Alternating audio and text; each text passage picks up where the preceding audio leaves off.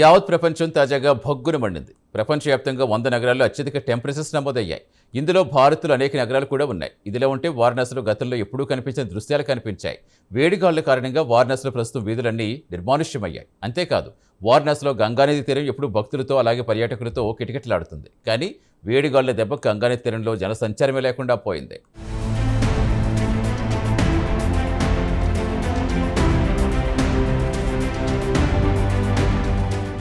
కొంతకాలంగా ప్రపంచవ్యాప్తంగా వాతావరణంలో తీవ్ర మార్పులు సంభవిస్తున్నాయి. ఎండలు బగ్గుమంటున్నాయి.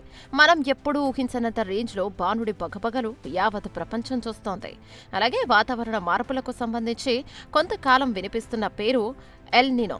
ప్రపంచవ్యాప్తంగా వాతావరణ మార్పులకు సూచిక ఇది. ఇందులో భాగంగా తాజాగా ప్రపంచవ్యాప్తంగా 100 నగరాల్లో అత్యధిక టెంపరేచర్లు నమోదయ్యాయి.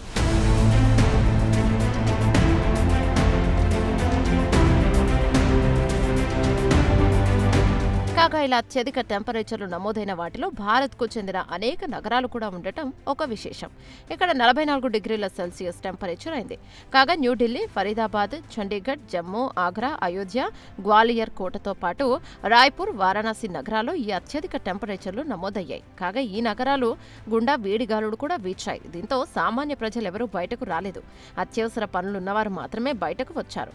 ఫలితంగా ఆయా నగరాల్లో రోడ్లన్నీ నిర్మానుష్యంగా మారాయి. కాగా మే 24 వరకు ఇలా వేడిగాలులు వీయడం ఉంటుందని భారత వాతావరణ పరిశోధన సంస్థ వెల్లడించింది. ఇక ఇదిలా ఉంటే 2 ఏళ్ల కిందట అంటార్కిటికాలో మంచు అత్యంత వేగంగా కరిగింది.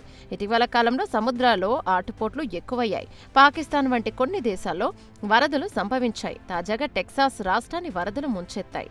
ఇదంతా ఎల్ నినో ప్రభావమే అంటున్నారు సైంటిస్టులు.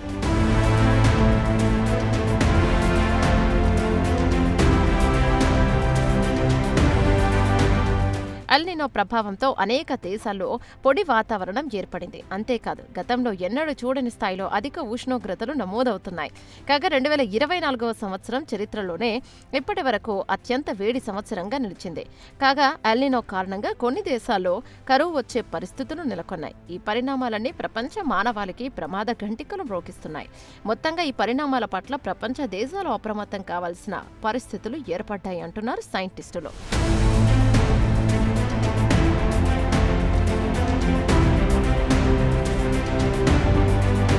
ప్రస్తుత భూతాపాన్ని జాగ్రత్తగా పరిశీలిస్తే ఎప్పుడో 50 సంవత్సరాలకు ఒకసారి వచ్చే తీవ్రమైన వడగాల్పులు, నిప్పులు కురిపించేటంతటి ఉష్ణోగ్రతలు భవిష్యత్తులో 10 ఏళ్లకోసారి వస్తాయంటున్నారు వాతావరణ శాస్త్రవేత్తలు. ఉష్ణోగ్రతలు పెరగడం వల్ల భూగోళంపై అనేక ప్రతికూల పరిస్థితులు ఏర్పడతాయి అంటున్నారు శాస్త్రవేత్తలు. ఇప్పటి వరకు పచ్చపచ్చగా ఉన్న ప్రదేశాలన్నీ ఎడారులుగా మారే ప్రమాదం ఉందని హెచ్చరిస్తున్నారు. ఈ పరిణామాలు తీవ్రమైతే ఒక దశలో ఆహార సమస్య కూడా వస్తుందంటున్నారు సైంటిస్టులు. తిండి గింజలకు కూడా ప్రజలు ఇబ్బందులు పడే పరిస్థితులు వస్తాయని హెచ్చరిస్తున్నారు శాస్త్రవేత్తలు.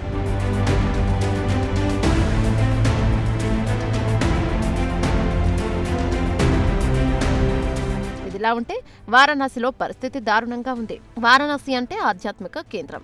దేశవ్యాప్తంగా ప్రతిరోజు వారణాసిని చూడడానికి ఎక్కువ సంఖ్యలో ప్రజలు అలాగే పర్యాటకులు వస్తుంటారు. అయితే అలాంటి వారణాసిలో ప్రస్తుతం వీధులన్నీ నిర్మానుష్యమయ్యాయి.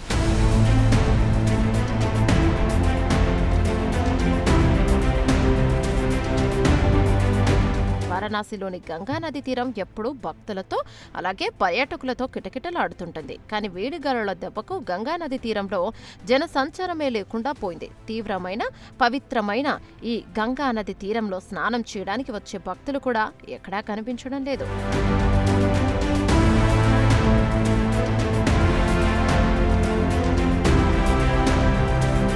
అంతేకాదు, వారణాసి అంటే సాధువులకు పెట్టింది పేరు. వారణాసిలో ఉన్నంత మంది సాధువులు భారతదేశంలో ఎక్కడా కనిపించరని అంటారు. అయితే అత్యధిక టెంపరేచర్ల ప్రభావం సాధువులపై కూడా పడింది. ఎక్కడో అక్కడ ఇక్కడ సాధువు మాత్రమే కనిపిస్తున్నారు. ఇక అలాగే కాశీ విశ్వేశ్వరుడి ఆలయం చుట్టుపక్కల కూడా భక్తులు కనిపించడం లేదు. కనిపించిన అరకుర మంది మాత్రమే.